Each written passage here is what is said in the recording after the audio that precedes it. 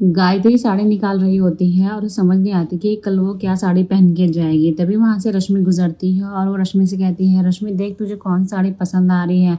लेकिन रश्मि कहती है कि माँ मुझे इन सब से क्या करना है और मैं क्या पसंद करूँगी इनमें से, मुझे कुछ भी समझ नहीं आता साड़ियों के बारे में।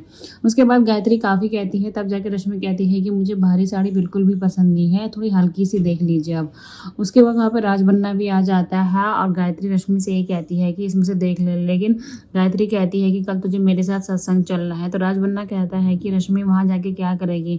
लेकिन गायत्री कहती है कि कोई नहीं, मैं अकेले भी क्या करूँगी जाके, इसलिए रश्मि को साथ ले जा रही हूँ। रश्मि गुस्से में कहती है कि माँ मैं नहीं आऊँगी और मैं क्या करूँगी जाकर, फिर इतना कह के वहाँ से चली जाती है। वहीं दूसरी तरफ विशंबर और ओमी भी अपने काम के सिलसिले से निकल जाते हैं, जिसमें कि राष्ट्री काफ़ी परेशान हो जाती है और कहती है कि आज तक कभी भी आप काम के लिए गए हैं तो देवर जी को साथ छोड़कर गए हैं और आप लोग दोनों जा रहे हैं, तो हमें थोड़ा डर लग रहा है कि हम लोग अकेले कैसे रहेंगे।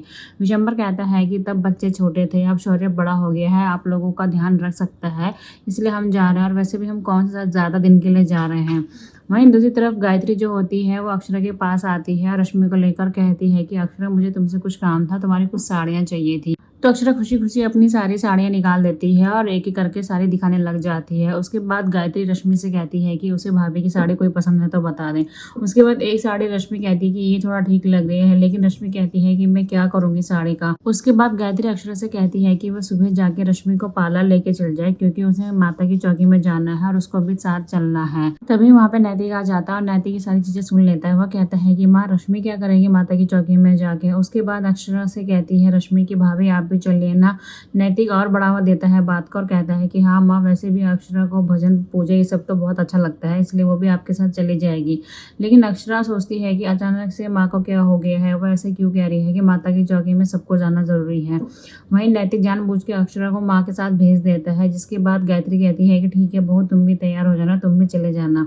वहीं दूसरी तरफ अक्षरा कहती है कि मैंने कब कहा था कि मुझे भी माता की चौकी में जाना है। जब गायत्री और रश्मि चले जाते हैं तब वो नैतिक से कहती है, लेकिन नैतिक कहता है कि आपको तो बहुत शौक है ना अपनी सास को इम्प्रेस करने का, तो करिए फिर।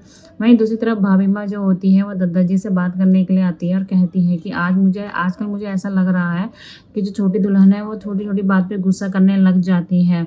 दादाजी कहते हैं कि एक काम कर, जहाँ चार बर्तन होते हैं तो वहाँ तो आवाज़ आती है, तो जाके छोटी दुल्हन से बात कर ले और सारे जो गिले शिकवे हैं वो दूर हो जाएंगे। क्या बात है और किस बात से लेके परेशान है। अगर तुम दोनों आपस में बात करोगे तो हो सकता है कि वो भी अपने दिल की बात बोल दें और तो भी अपनी सारी चीज़ें बोल दें। उसके बाद सुबह आपको ये दिखाया जाएगा कि गायत्री तैयार होकर आ जाती है और रश्मि और अक्षरा को पार्लर भेज देती है। उसके बाद वो किचन में काम करने के लिए आती है और महाराज जी से कहती है कि 3 लोगों का खाना आज दिन में नहीं बनेगा, क्योंकि वो लोग माता की चौकी में जा रहे हैं।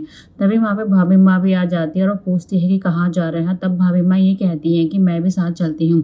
लेकिन गायत्री एकदम से मना कर देती है और कहती है कि वो मेरी दोस्त है, उसने आपको नहीं बुलाया है, सिर्फ मुझे रश्मि और अक्षरा को ही बुलाया है, क्योंकि वो आपको जानती नहीं है। मुझे एक बार मंदिर में मिली थी तो उसका फ़ोन आया था। उसके बाद भाभी माँ कहती है कि चल कोई बात नहीं, तूने मुझे बताया नहीं। उसके बाद गायत्री कहती है कि भाभी माँ मुझे समय ही नहीं मिला, और उसके बाद भाभी माँ से कह के वो निकल जाते हैं। भाभी माँ कहती है कि देर हो जाएगी, तुम लोग जाके तैयार हो जाओ। वहीं दूसरी तरफ शौर्य ऑफिस के लिए निकल ही रहा होता है। तभी वर्षा कहती है कि आज रात को फिल्म देखने चलेंगे, तो शौर्य कहता है कि ठीक है। उसके बाद अक्षरा और रश्मि को लेके गायत्री आ जाती है और जब मंदिर के सामने गाड़ी रुकती है तो रश्मि पूछती है कि माँ, हम लोग तो आपकी सहेली के घर माता की चौकी में जा रहे थे, लेकिन हम मंदिर के पास क्यों रुक गए।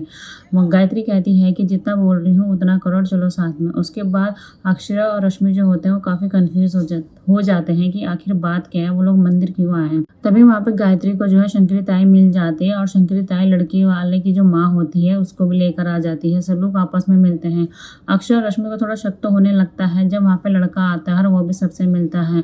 गायत्री रश्मि से कहती है कि सबको प्रणाम करें। उसके बाद शंकरी ताई कहती है कि अंदर चलते हैं, माता की चौकी भी हो जाएगी, पूजा भी हो जाएगी और आपस में बात भी हो जाएगी। लेकिन रश्मि और अक्षरा को ये सब चीज़ें बिल्कुल भी अच्छी नहीं लग